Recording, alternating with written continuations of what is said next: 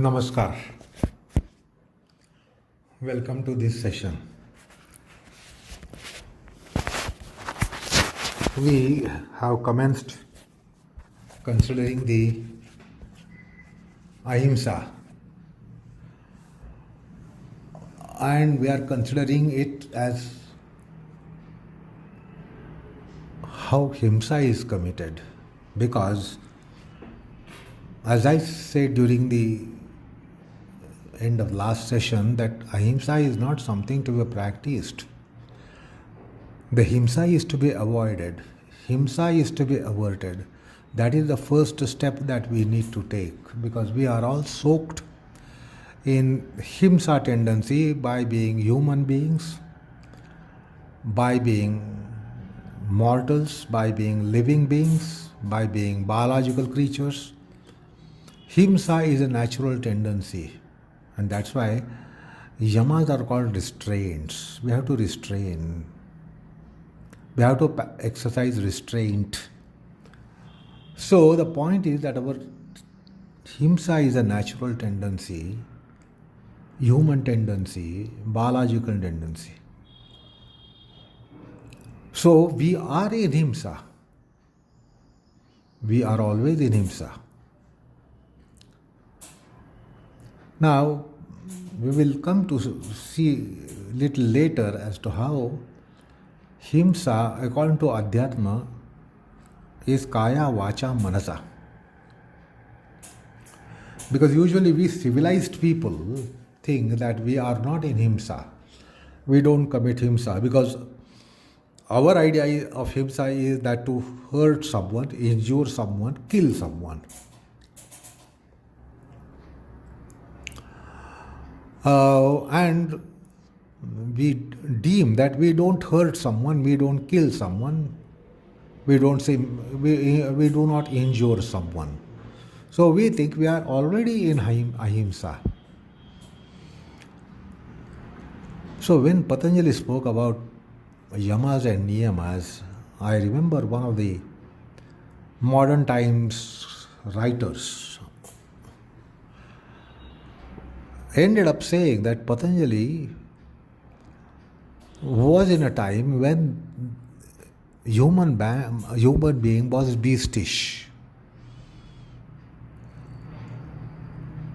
and therefore he gave emphasis on Ahimsa, thinking that we civilized people of our times, modern times, don't indulge in killing and injuring, harming someone. And that is why he ended up remarking that perhaps people at the time of Patanjali were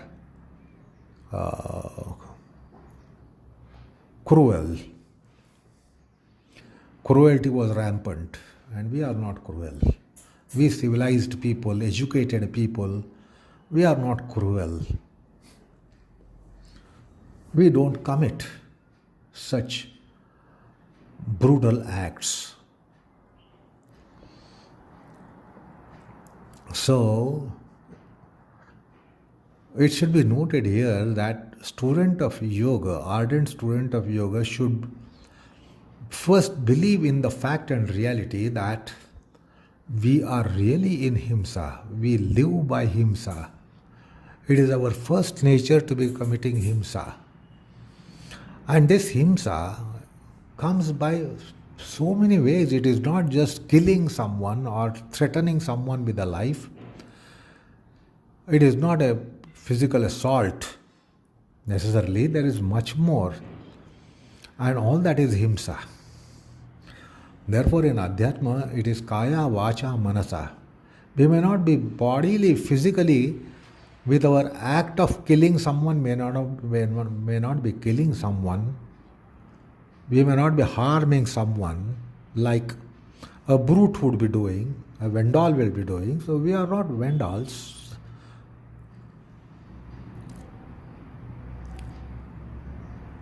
But there is something called Himsa that is Vachika as well. Many times our words, our speech is worse than an assassinator. We can really, we may not assassinate a person, but we can assassinate somebody's mind, almost. And we do that. We injure somebody's mind. And that too, we injure somebody's mind not necessarily unknowingly, but knowingly. It is because we are infested with attachment and aversion both, likes and dislikes and both, love and loathe for and both. So, if there is aversion for something, dislike for something, detest for something, hatred for something, malice for something, jealousy for something, we definitely have krauriam. We are having krauriam, we have cruelty.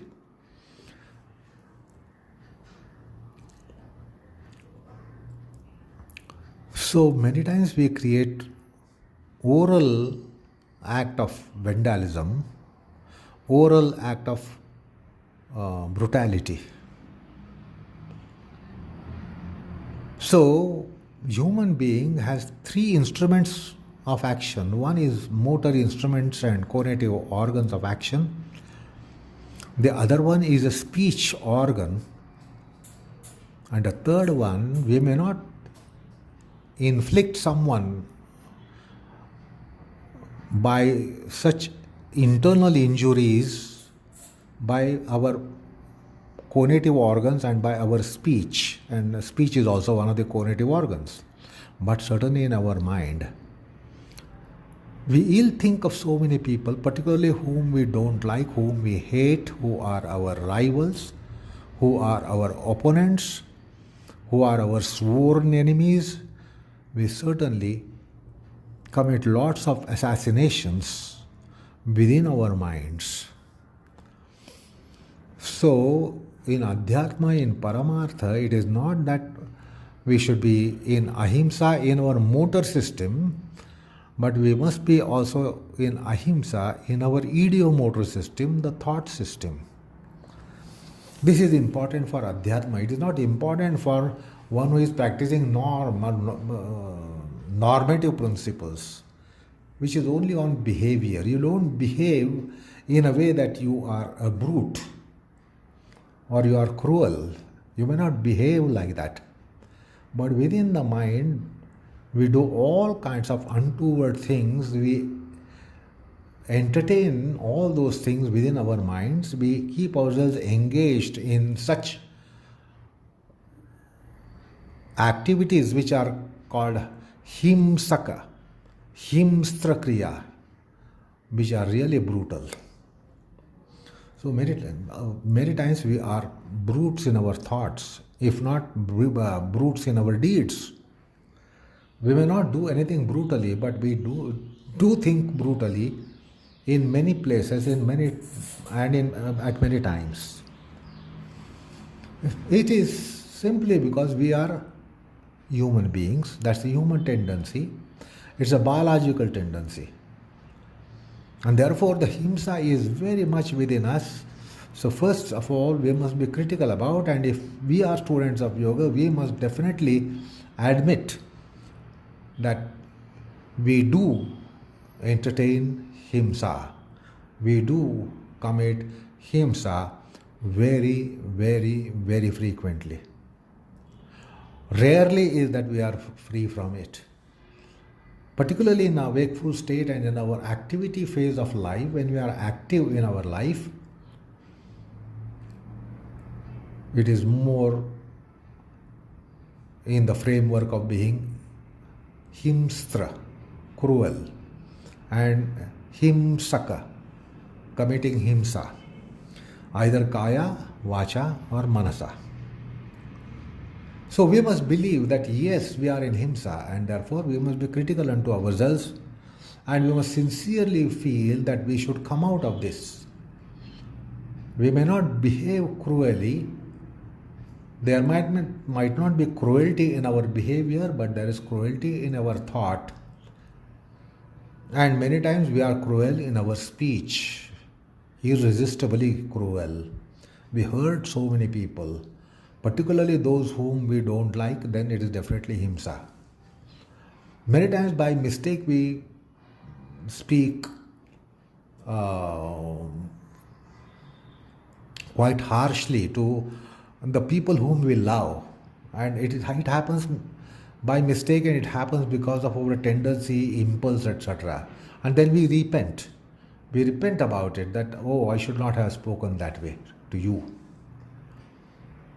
So it happens unknowingly, it is because of our tendency, but it happens more frequently deliberately, because someone is our sworn enemy, someone is the person whom we don't like at all. We dislike the person, we dislike the thing and dislike the person, and therefore we, without hesitation, engage ourselves in Himsa. So now we are going to commence this Himsa inquiry, Himsa investigation based on the scheme given by Patanjali. So if we believe that yes, we are committing Himsa more often than not, or mostly we are in Himsa, very rarely we are benign people. More often we have malignancies, we are maligned people. So the investigation should be based on how Himsa has happened, what impelled one to act of Himsa, what was the instrument which was taken recourse to, with what instrument did we commit Himsa, that is Kaya Vacha Manasa, and what was the magnitude of our Himsa. Was it a mild one, middle one, or intense one? So mode of injury, mode of Himsa, instigation to Himsa, what got us instigated? So instigation to Himsa and intensity of Himsa. So these are the factors which we must consider in our investigation of Himsa that can happen, and that does happen. So therefore, Patanjali has given a scheme. So he says Himsa would take place Kruta, Karita, Anumodita. So the mode of Himsa, it might be directly inflicted, or we might appoint an agency to inflict, or we may not be doing either, but somebody does it and then we applaud.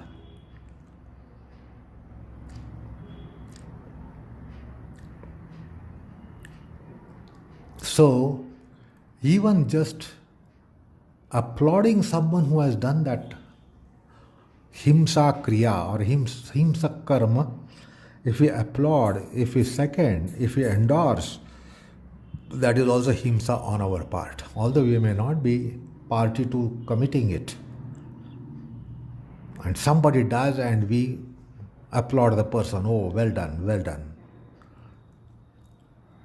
Because we wanted to do but we did not do, we could not do because of our decency and our status, etc. But then somebody did it, we are happy. This is also Himsa on our part. This is mental Himsa in the mind. You wanted the person to be inflicted with that, and somebody inflicted, and then you are happy. So Kruta Karita Anumodita. Kruta means done by oneself. Karita means getting it done, appointing an agency, outsourcing the act of Himsa to someone and getting it done. Then we can say out of decency, I did not do it.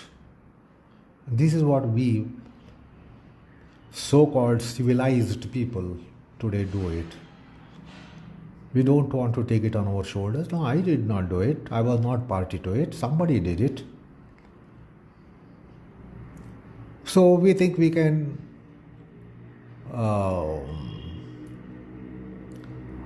be free from any accusation. So we redeem ourselves. The third one is anumodita. That is giving a nod to someone or giving a nod after someone has done himsa. And this happens with regards to someone whom we don't like, whom we hate, for whom we have hatred, for whom we have malice.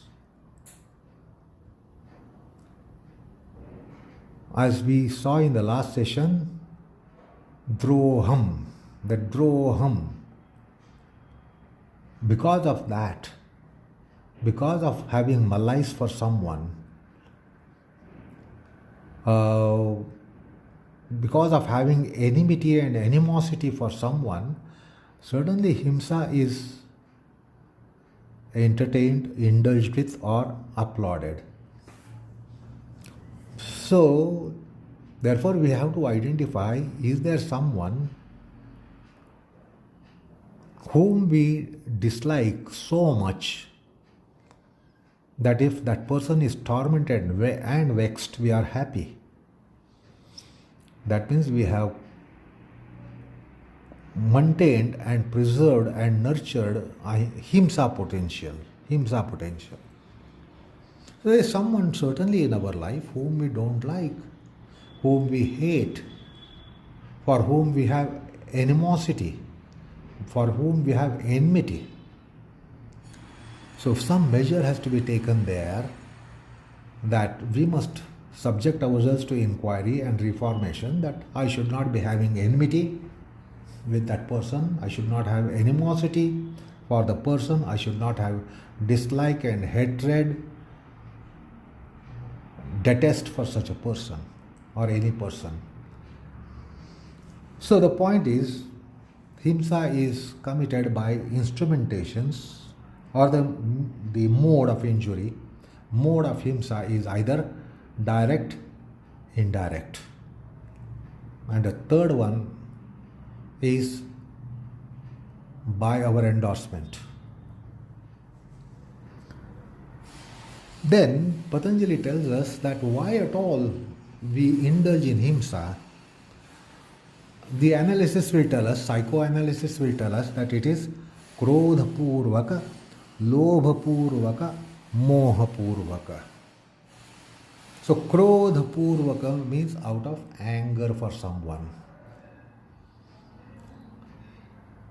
So we do have some people around us for whom we have anger. It is because of, as I said, droham, detest, dislike, animosity, enmity. With such person we have krodham. So the feeling that comes out for someone for whom we have enmity and animosity, dislike and detest and hatred and aversion, anger is the reaction. And out of anger for that person, we end up doing something. That is, in all probabilities, himsa. So, krodha purvakam, with anger.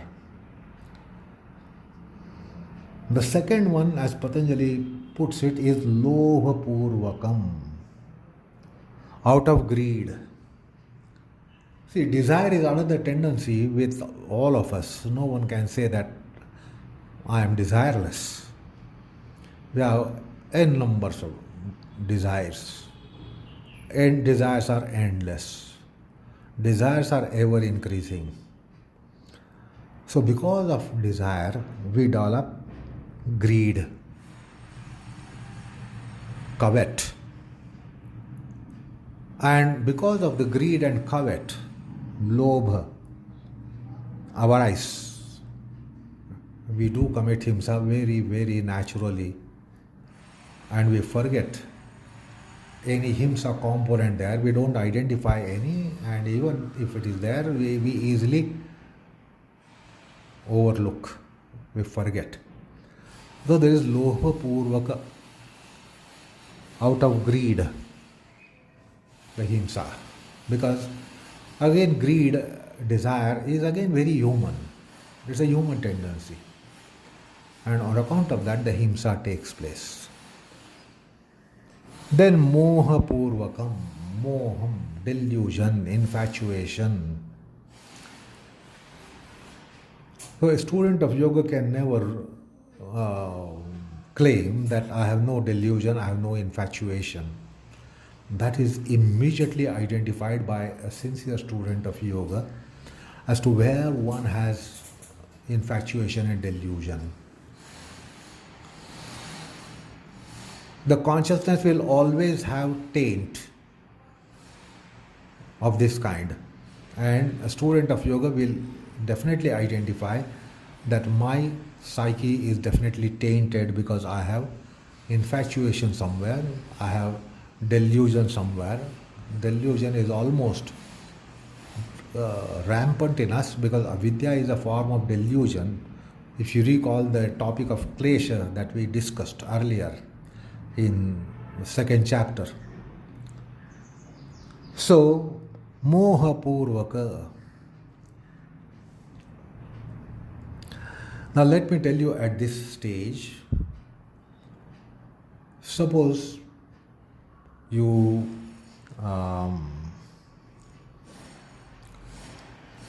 inflict someone himsa by krodha purvaka. So many times aftermath tells us this was meaningless. What we did or the way we reacted or the way we committed ourselves was meaningless. I was angry, therefore I did. If I were not angry, I would not have done. It is only because of anger I did.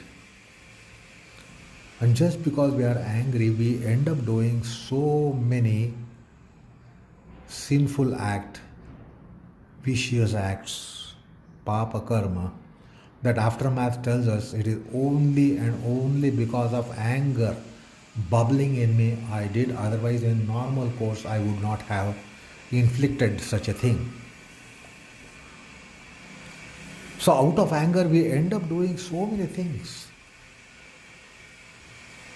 where we may not have desire, we don't have desire, but yet we do it. So without desirelessness, just because of anger we will be doing it. We don't desire that particular thing. And psychology of anger says one who has anger, rampant anger, quickly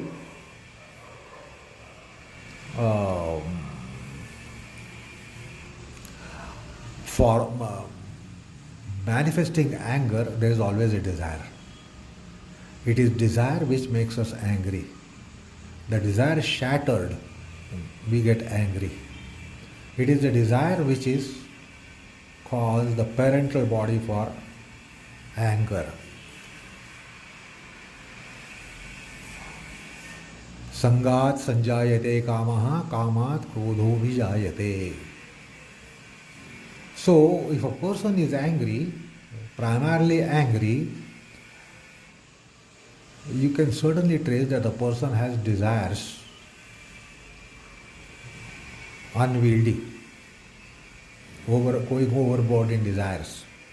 So it is too many desires, lot of desires develop this reaction in us that we become angry, we get anger.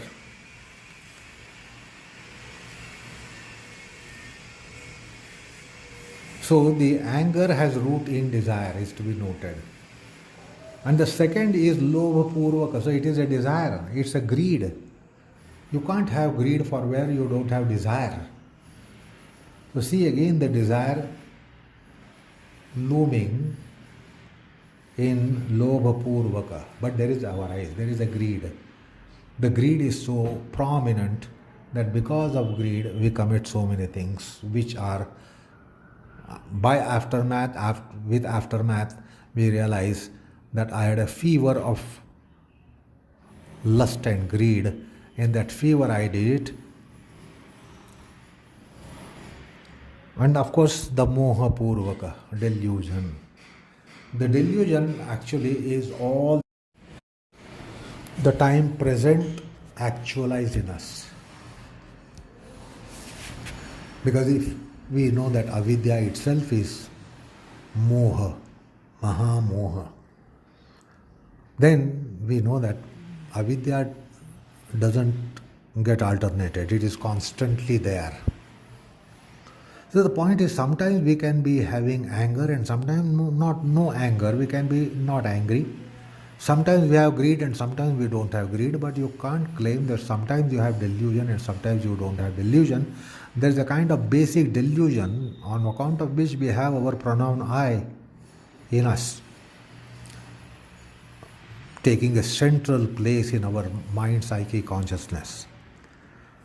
So the delusion is a sthayi bhava, it's called sthayi bhava, that it all the time is in our mind. Anger may not be all the time, greed may not be all the time, but moha is all the time. So it is because of moha, himsa is our tendency, not because of krodha, because many times we are in non-angry state, many times we are in non-greedy state. So moha should be understood how it is. It's called sthayi bhava in our mind, that it has eternal seat in our psyche and consciousness. As a matter of fact, it is the material of our consciousness. So on account of this, these instruments, or rather the instigations, krodha, lobha, moha, because of these instigating factors, we might sometimes commit a mild kind of himsa, and then sometimes middle, and sometimes adhimatra. So mrudu, madhya and adhimatra are the intensities which Patanjali has mentioned in his table for psychoanalysis of himsa. So, and then Vyasa goes further and tells us that the mrudu can be mrudu madhyama, mrudu adhimatra. Madhyam can be madhyama mrudu, madhyam adhimatra. Adhimatra can be tivratara, tivratava. So adhimatra mrudu, adhimatra madhya, adhimatra, adhimatra. So Vyasa further opens out these intensities. It is because we just cannot be free from himsa. In some degree or the other, the himsa would be taking place if we are mortals, having business activity of life, and perhaps we are occupied by business activity of life. So the point is, to really understand ahimsa, we need to look into himsa. How himsa is taking place. And we must try to manage that tendency. We must exercise some kind of control and restraint over that tendency, because of which we commit himsa.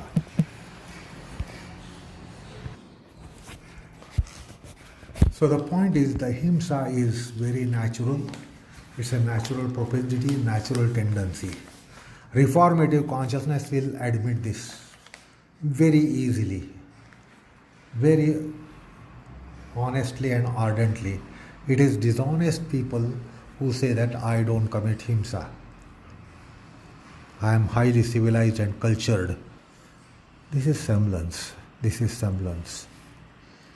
Because himsa, as we saw, can be committed if not by kaya, if not physical assault, if not by our speech, but certainly in mind. We definitely entertain himsa in our minds, basically because of our likes and dislikes polarities, attachment aversion polarities, love and loathe polarities, love and hate polarities. We usually cannot rid ourselves unless we honestly work for our reformation, which is only possible in Adhyatma and Paramartha.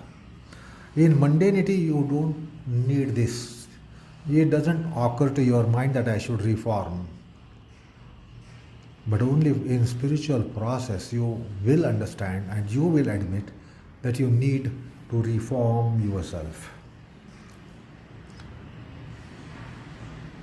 And that is why if you recall Vyasa's commentary that we considered, Ahimsa sarvatha sarvada sarvabhutanam anabhidroha. Anabhidroha. Where and when and for whom? Sarvatha sarvada. So these are wonderful predicates that Vyasa has selected. Sarvatha sarvada sarvabhutanam. That is what is Ahimsa in Mahavrata. Of course, that cannot be our ideal. That will be too utopian to think that we will be indulging in such kind of conduct. But then we can certainly identify, have we created enemies with whom we should not have?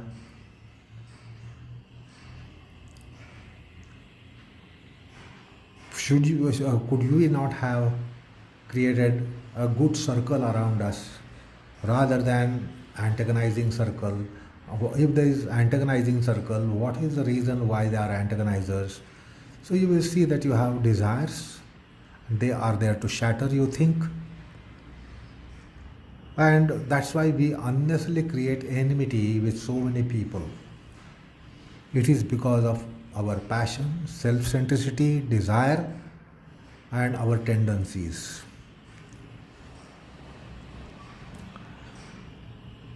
And therefore we indulge in himsa. So let's try to understand how the himsa is described. So in Vyasa's commentary, if there is no sarvatha, sarvada, sarvabhutanam, anabhidroha, then we are in himsa. So himsa also can be arrived at from the statement that Vyasa has made, ahimsa sarvatha, sarvada, sarvabhutanam, anabhidroha. Therefore, what would be himsa? Having abhidroha, having droha for someone, if not everyone. Sometimes, if not all the times. And to some beings, if not all the beings. That is himsa. Then, let me draw your attention to Rajamartanda Bhoja Vritti, where he says, Prana Viyoga Prayojana Vyaparo Himsa Tad Abhavo Ahimsa. So, Rajamartanda Bhoja has again in his mind the himsa in conduct, and it is of the nature of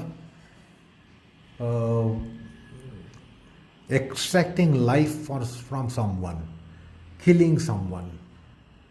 Prana Viyoga Prayojana Vyaparo Himsa.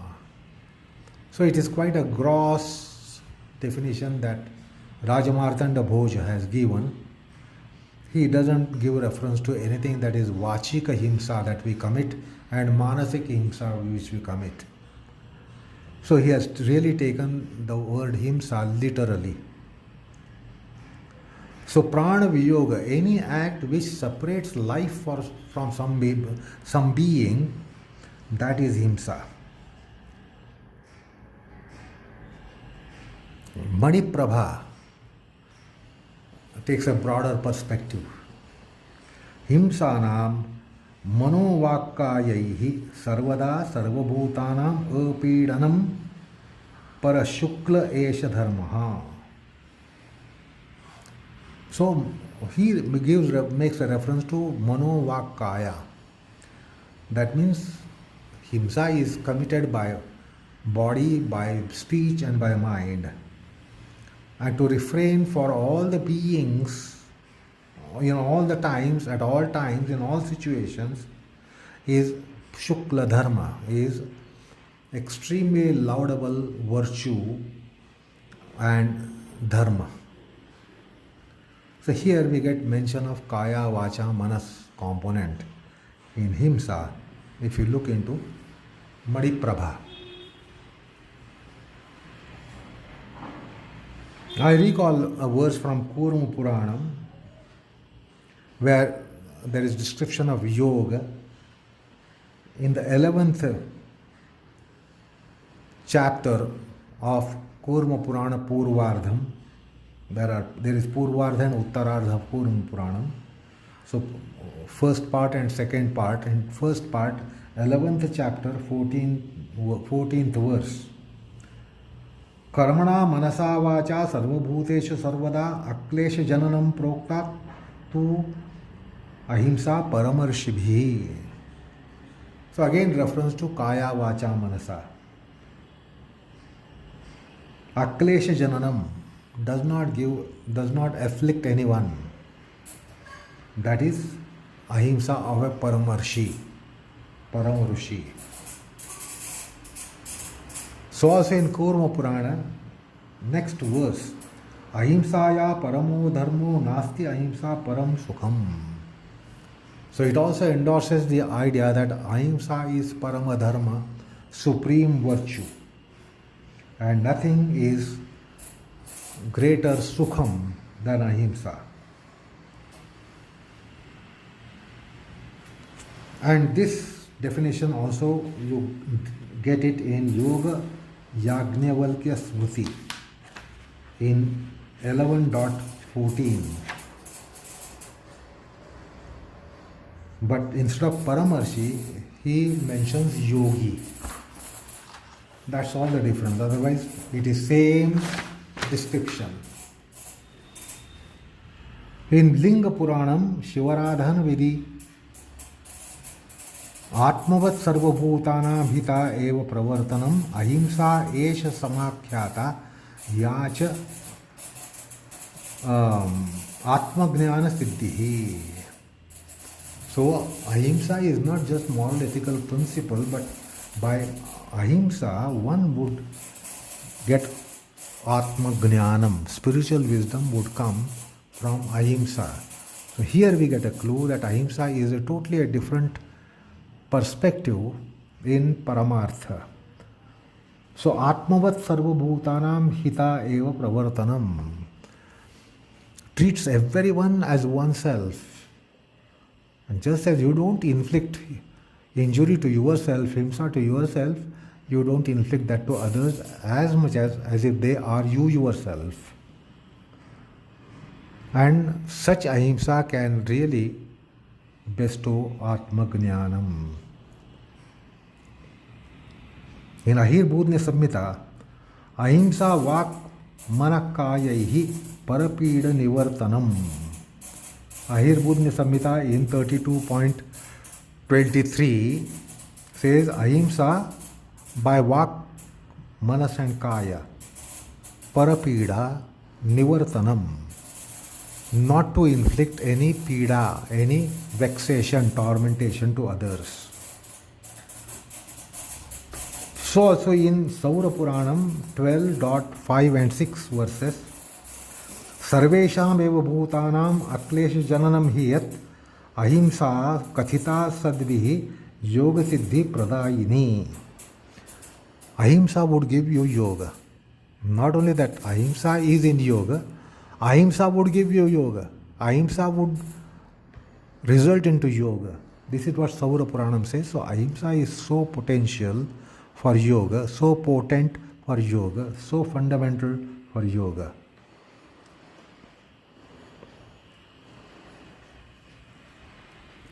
So let me cite one of the Yoga Upanishads, Darshana Upanishad 1.7 and 8, वेदोक्तेन प्रकारेण विना सत्यम तपोधन कायेन मनसा वाचा हिंसा हिंसा न च अन्यथा आत्मसर्वगतो छेद्यो न ग्राह्यम इति मतिः सा च अहिंसा वरा प्रोक्ता मुने वेदांत वेदभिः. What is being told here? Non-indulgence in violence by body, mind, speech in accordance with Vedic injunctions is non-violence. And the richest penance as well. The firm belief that Atma pervades all and is indivisible, inseparable, ingraspable, is said to be the best form of himsa. To look at anyone as if it is ourself. It is ourself. Looking at everyone as ourself, that will wean one away from himsa.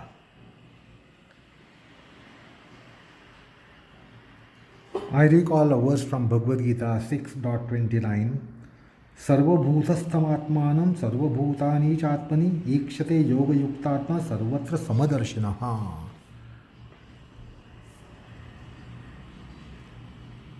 So सर्वभूतस्थमात्मानं सर्वभूतानि चात्मनि. Yogi knows that the Atma which is within me, my Atma itself is somebody else's Atma. And that's why he has that equal vision, equanimity. Sarvatra samadarshinaha, he is a samadarshi.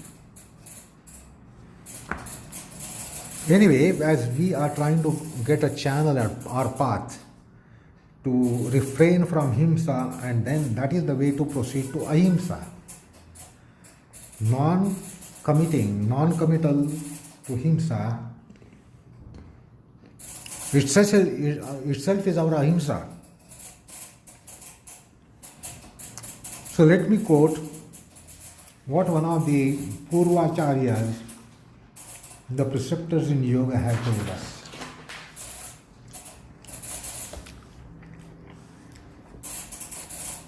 He says, the prana, the life force, is most beloved to us within ourselves. It is beloved most. And therefore prana nasha is largest form of himsa. Because what is one's most beloved thing is one's own life. So if you are trying to separate the life from someone, that is the greatest form of himsa. It is very, very prabala himsa, very strong magnitude himsa. And therefore in such himsa, the adharma is pronounced. Cruelty is rampant.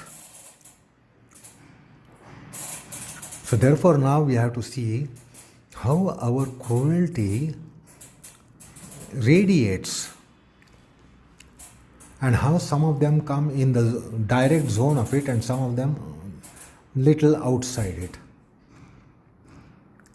So the cruelty has to be investigated, and he presents a beautiful kind of illustration for himsa.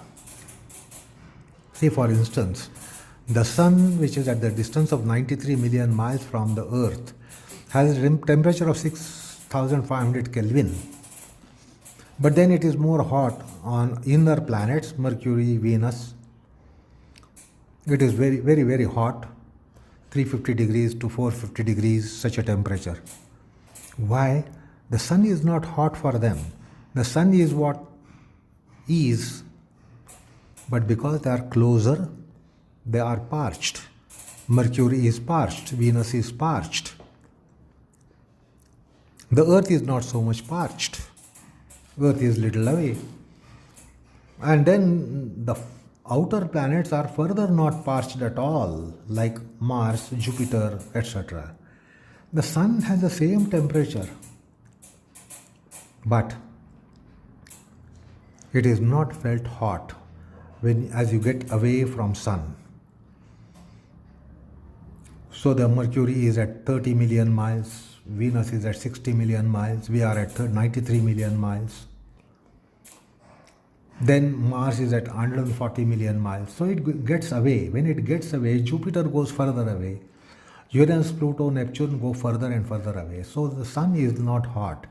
The temperature of the sun is same. Similarly, in our circles, family circles, social circles, we have same parching potential, but we don't parch someone while we parch someone else. Like your friend is not parched by you, but your enemy is parched by you. So let's try to understand from cruelty potential how we can reform ourselves. So we will see what is the highest point of cruelty, where is the highest point of cruelty, in which himsa, and where there is the least kind of cruelty, where there is himsa. So we'll have to comment from the other end. Where there is least himsa, least cruelty, we must try to manage it. Then come to little more intensity of cruelty, and further more intensity of cruelty, then further more intensity of cruelty. So we'll have to come from the far end, not close end. So let's try to discuss this in our next session, which is quite an interesting passage. So enough for the time being. Namaskar all of you.